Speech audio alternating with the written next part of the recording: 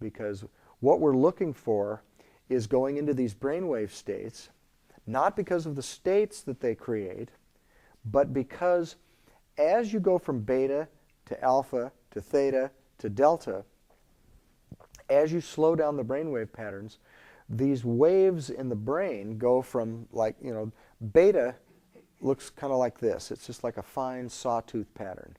The peaks and valleys of the waveform are very low in height. The tops and bottoms of the cycles are small. When you go into alpha, the waves tend to be bigger. When you go into theta, they're bigger still, and delta, they're quite large.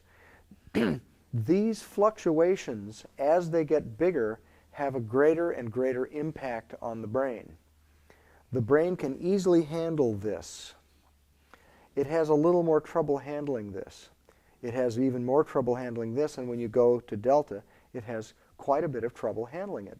The brain, in order to deal with that happening in it, to deal with that stimulus, has to reorganize itself. And I'm going to go into a much greater detail talking about that process and how it happens, and what that means to you, and how people respond to that, and how you can deal with those responses to make the whole process happen more easily in a later talk. But what I believe is really happening is that we're giving fluctuations to the brain, whether you're doing traditional meditation or holistic meditation, you're giving fluctuations to the brain that the brain cannot handle the way it's currently structured. And in order to handle that, it has to create new pathways, new structure, and it does that. And as it creates this new structure, your interface with the universe is changed, and your ability to deal with whatever comes at you from the universe is changed. So at this point, let's stop, and if anybody has any questions, I'll answer, about anything that I've said. I can answer a few questions, and then we'll go on a little more. Yeah. My name's Lee. I think I have a pretty good understanding of the duality. The thing I'm wondering is, since what we're trying to achieve is the oneness again, and we came from the oneness, why did we ever do the duality in the first place? Well, that's an interesting question, and that's another thing that I'll talk about more later. But most of the mystical traditions have explanations for this that may or may not satisfy you, but essentially what they say is that the universe is like a game of hide and seek. That's one way to describe it. It's Alan Watts gives this beautiful description of saying, you are the sultan of whatever, the grand satrap of wherever it is you are, and you have total power over everything. And everyone is doing everything at your whim, kind of like me here at the retreat. That was a joke.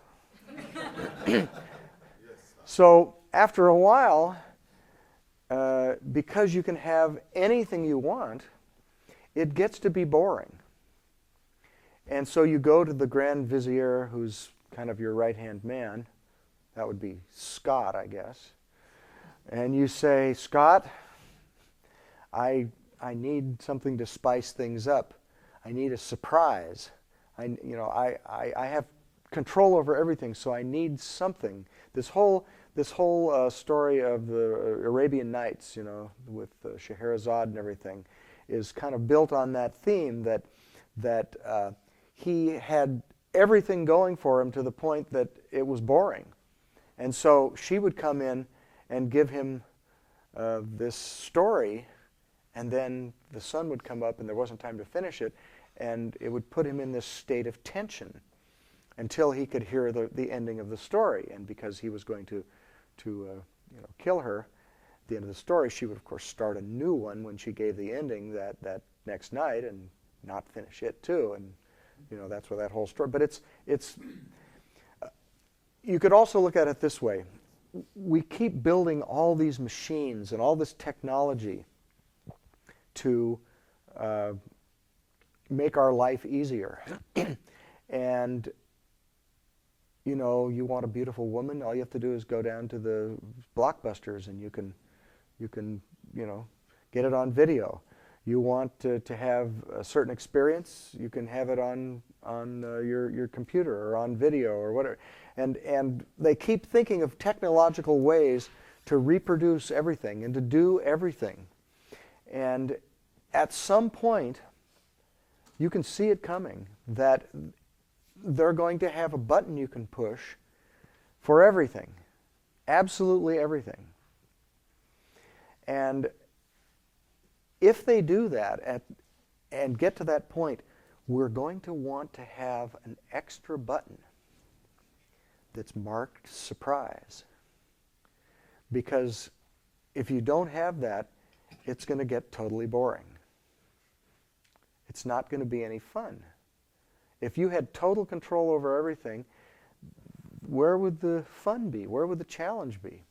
So the Hindu, Taoist, Buddhist, all these traditions, they all say something to the effect that being everywhere, everywhen, being everything, after a while, gets to be boring. And so God, or that one energy, or the universe, whatever you want to call it, plays hide and seek with itself. It hides. It pretends to be unconscious of being one. And the game is then, over eons and eons and eons, that it finally wakes up to who it is again, and then it is aware again of the oneness. And in Western countries, we look at time as being linear.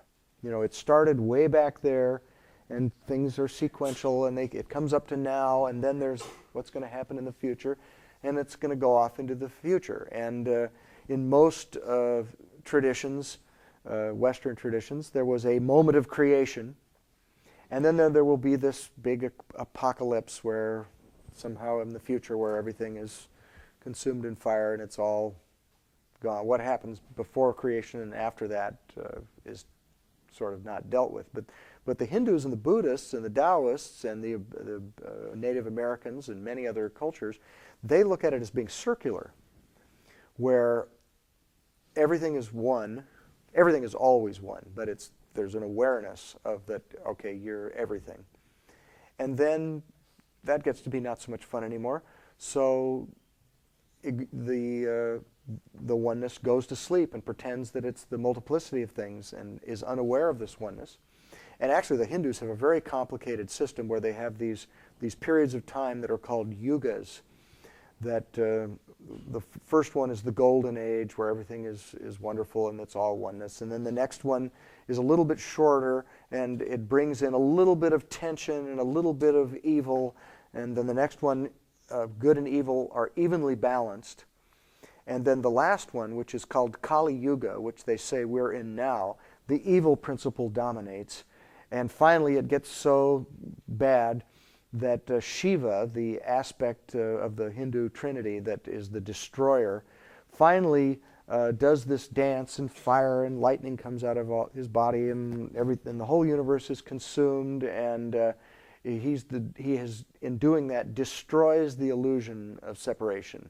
And then there's this period of time again where everything is one, and then it just keeps sort of cycling round and round and round like that. So now I don't know if that really answers your question or not, but the short answer is for the fun of it. For the fun of it.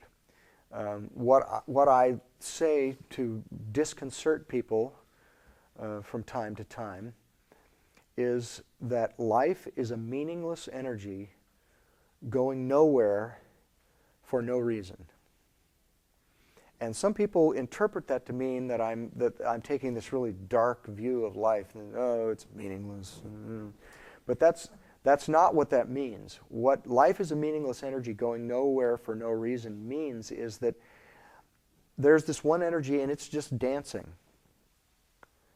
And there's no reason to it. There's no purpose to it. There's no goal. It's just dancing. It's just doing its thing. It's just being. And we come to it as part of it, really, but we're playing hide and seek, and we're hiding from who we really are.